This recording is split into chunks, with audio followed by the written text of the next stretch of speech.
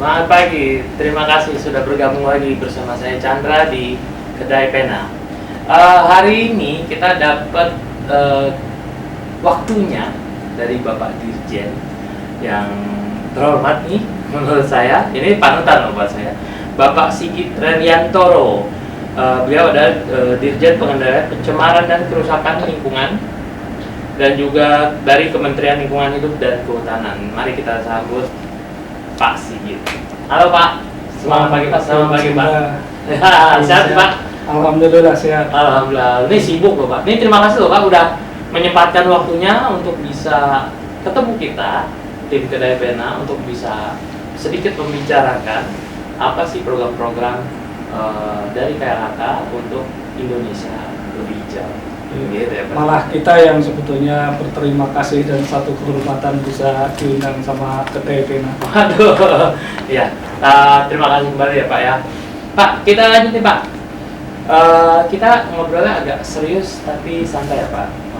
Sedikit lebih formal tapi santai. Setuju ya Pak ya? Enak ya Pak ya? Oke. Pak Sigit, aku mau nanya nih satu nih yang pertama. Pemerintah saat ini tengah mengembangkan sebuah program terkait dengan Indonesia Hijau. Lalu dengan KLHK ini, kira-kira program yang terkait dengan Indonesia dan terkait dengan program pemerintah itu kira-kira apa nih Pak? Ya, sebetulnya temanya adalah ekonomi hijau. Dan hijau baik, ya, kita mendorong semua aktivitas pembangunan kita itu memperbaiki lingkungan dan tidak lagi ada upaya untuk merusak lingkungan. Jadi malah itu upaya-upayanya adalah memperbaiki lingkungan. Dan ini memang sebetulnya gerakan ini tidak hanya di Indonesia saja, tapi itu sudah menjadi gerakan di seluruh dunia, termasuk yang PBB yang menyatakan sekarang itu dekade untuk restorasi. Jadi memang kalau dilihat ada ancaman kita itu akan mengalami kepunahan yang ke-6. Jadi kepunahan ke-6 itu yang paling banyak punah itu adalah nanti amfibi. Jadi jenis-jenis satwa yang dari amfibi. Dan itu kan sebetulnya sangat penting. Kita itu kalau hilang satu link di rantai makanan, maka sebetulnya akan rusak semua siklusnya itu. Nah itu yang makanya dekadenya sekarang adalah dekade untuk restorasi lingkungan. Restorasi lingkungan ya Pak ya. Ini agak sedikit shock ya Pak. Jujur aku nih karena ini apa tadi Bapak bilang zaman kepunahan. Kepunahan ke-6. Kepunahan ke-6 yang pertama kan zaman yang es mencair yang pertama, kemudian sekitar 6 juta tahun yang lalu di zaman es itu ya Pak ya. Nah, aku juga sempat baca nih Pak, bahkan satu satu hewan kecil, serangga kecil itu berupa nyamuk, kalau hilang dalam siklus serangkai itu semua akan berubah dan itu akan menuju ke dalam hal yang negatif ya Pak ya, kalau bisa saya bilang gitu kan ya. Perlu kesetimbangan baru dan belum tentu kesetimbangan itu dampaknya positif.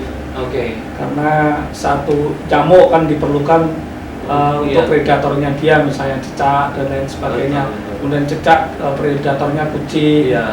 Kucing itu menjaga tikus. Kalau nggak ada kucing berarti tikusnya yang berkembang.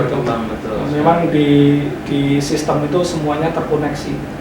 Begitu ada satu komponen sistem yang rusak, maka yang lainnya juga akan setuju aku. Nah, terkait tadi pernyataan Bapak mengenai pembangunan hijau ya Pak ya. Nah ini kan kedepannya kita akan dari KLHK sendiri itu akan lebih mendorong ke pembangunan yang lebih hijau atau lebih ramah lingkungan ya Pak ya. Nah sebetulnya terkait pernyataan ini saya mau nanya, yang sebelumnya itu pembangunan sebelumnya akan ada penegasannya lagi mengenai lebih ramah lingkungan atau pembaruan atau lebih menghijaukan gitu, kayak pembangunan yang sudah ada dimodifikasi untuk bisa lebih ramah lingkungan atau gimana Pak? Jadi mungkin ini ceritanya mulai dari peradaban manusia. Peradaban manusia yang membentuk kita pertama itu kan pada waktu orang mulai tinggal di pinggir-pinggir sungai, terutama di Sungai Nil, Euphrates dan lain sebagainya, untuk membentuk pertanian. Nah, pada waktu itu orang udah mulai spesialisasi, tapi karena tidak ekspansif seperti sekarang, maka masih daya dukung lingkungannya masih kuat. Iya, betul. Sehingga juga kesehatannya masih belum bagus, pertumbuhan penduduk masih flat. Iya. Tapi begitu ditemukan revolusi industri di Inggris, dan juga yang paling parah itu adalah ditemukannya fossil fuel untuk menghidupkan semua mesin, semua ekonomi kita, maka pertumbuhannya menjadi eksponensial. Jumlah penduduk menjadi eksponensial. Karena apa? Banyak inovasi baru, banyak hal-hal baru yang ditemukan yang memperbaiki kualitas lingkungan, kualitas hidup kita, kesehatan menjadi bagus dan lain sebagainya. Nah, yang namanya naik itu pasti ada batasnya kan. Betul. Sehingga kita merasakan sekarang. Sekarang kan lagi banyak banjir tuh. Iya. Itu sebagian besar diakibatkan oleh perubahan iklim.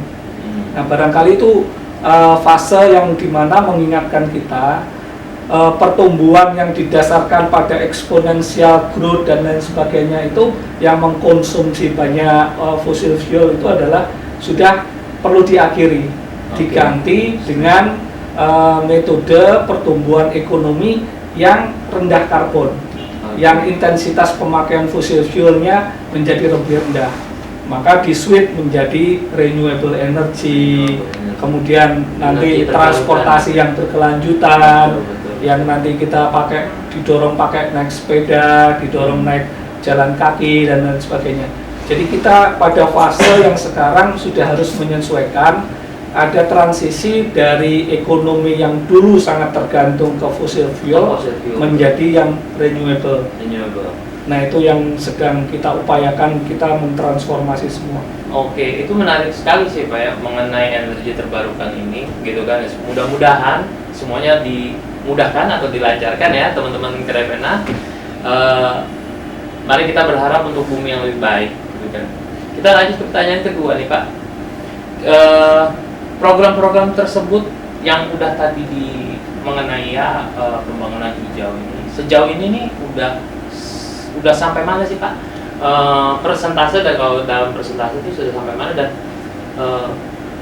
saat ini program tersebut sudah maksimal atau belum kira-kira? Ya, jadi kalau untuk transisi dari intensitas kehidupan ekonomi yang intensitas energi terutama fossil fuel-nya itu tinggi menjadi lebih rendah, itu salah satunya sudah dimulai. Kita sudah mendesain konsep transisi energi, tapi memang harus disesuaikan dengan keadaan kita, dan juga dari sisi lingkungan hidup dan kehutanan kita sudah punya program namanya Volunet-Sink.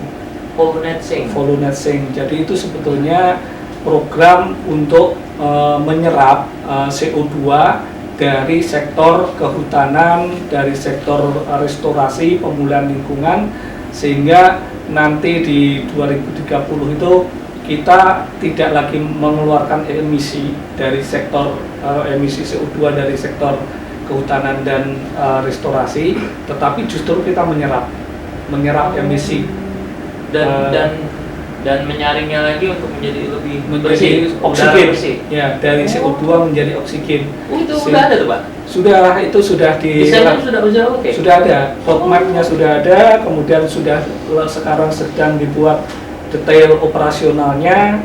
Bahkan itu sebetulnya ekonomi ke depan itu ya ekonomi restorasi tadi. Bayangkan misalnya untuk melakukan restorasi gambut saja. Merestorasi gambut itu diperlukan misalnya material, kemudian diperlukan sistem monitoring, diperlukan SDM-nya lagi, SDM juga diperlukan untuk biaya tambahan. Nah, sebetulnya itu kan ekonomi juga. Betul. Nah, masyarakat justru akan lebih, kalau prinsipnya renewable itu sebetulnya kan dia localize. Iya. Jadi sebetulnya semakin maju ekonomi hijau itu sebetulnya semakin memperkuat masyarakat setempat, karena konsepnya yang renewable energy itu pasti tempatnya di di situ, berbagai, ya, betul. di tempat Di sekitar, di sekitar ya, situ betul. saja gitu. Betul. Tidak terlalu banyak memasukkan input dari luar. Gitu. Jadi lebih ini ya Pak, lebih cepat untuk terrealisasinya ya Pak ya. Lebih dirasakan oleh Betul. masyarakat. Masyarakat sekitar ya, Ya. betul. Nah itu kan udah didesain dan sudah ada lah Pak ya, bisa dibilang ya Pak ya. Ini harus disegerakan nih Pak. Kita melihat sekarang ya Pak ya, boleh jujur kalau di ibu kota sih Pak ya, terutama kita lagi di Jakarta ya guys. Ini tuh kalau jam sibuk sampai setidaknya ini kita bisa aman menghirup, dan ini kayak sekarang nih lagi enak nih, mendung. Iya. Nah tapi kalau lagi tawalah kita lagi nggak ada angin gitu kan di sekitar kita, itu polusinya tuh bikin sesek banget loh Pak. Iya. Gitu. Nah mudah-mudahan, aku sih pribadi juga berharapnya ini bisa segera realisasi secepat mungkin di setiap daerah, di setiap community. Gitu. Itu berpengaruh juga dong Pak ya. Betul ya. Nah, mengingat penghijauan itu, ini masuk ke tantangan nggak sih Pak oleh PPKL ini Pak dalam penghijauan ini? Kalau di Volunet tadi di PPKL ini di Dirjen kami itu kebagian untuk restorasi mangrove dan juga pemulihan lahan. Oke. Bukan mangrove, peatland, gambut. Oh gambut. Kami kebagian di pemulihan gambut ya. dan juga di pemulihan lahan. Di gambut itu kita punya pengalaman bahwa sebetulnya kalau yang namanya pemulihan itu yang paling penting justru perubahan perilaku. Oke, Jadi ada. Iya, karena sebetulnya tujuannya adalah memperkuat masyarakat setempat untuk mengatasi masalah. Masalahnya kan gambut, kalau misalnya terganggu, maka yang terjadi adalah kebakaran hutan. Betul. Nah, kebakaran hutan karena gambut itu sifatnya seperti spon, maka dia begitu terbakar, dia akan turun tanahnya, menyusut dan turun tanahnya, dan dia nggak bisa balik. Iya. Artinya lagi kalau spon, begitu kemarau dia kebakaran, begitu musim penghujan dia akan banjir. Iya, nggak akan menyerap. Nah, karena nggak menyerap. Betul. Sehingga sebetulnya perubahan perilaku tadi adalah membuat mereka sadar bahwa harus ada air yang tetap disimpan di situ gitu. Betul. Untuk mempertahankan tinggi muka air sehingga pada waktu kemarau dia tidak terbakar, pada waktu musim hujan dia nggak tergelontor jadi banjir gitu. Yeah. Jadi harus di manage. Nah, kadang-kadang itu sudah susah dipahami karena kanal-kanal ini biasanya itu sebagai tempat transportasi. Juga ada kegiatan untuk bawa misalnya hasil bumi, tapi juga kadang-kadang digunakan untuk illegal logging dan lain sebagainya. Sehingga kita juga perlu memperhatikan kebutuhan masyarakat setempat. Selain ditutup kanalnya, maka ada upaya untuk menghidupkan, memberi mata pencaharian untuk warga di sekitar, situ gitu, ya, sebagai bagian dari perubahan perilaku itu. Karena tentu mereka untuk bisa mempertahankan infrastruktur itu kan harus ada ekonomi yang berjalan di situ. Wah ini sangat menantang ya Pak ya, karena kita nggak bisa semudah itu bilang bahwa perilaku itu akan mudah dengan berubah, gitu kan? Berarti ini tantangan berat sekali ya Pak. Ya. Semangat Pak. Semangat buat Dirjen.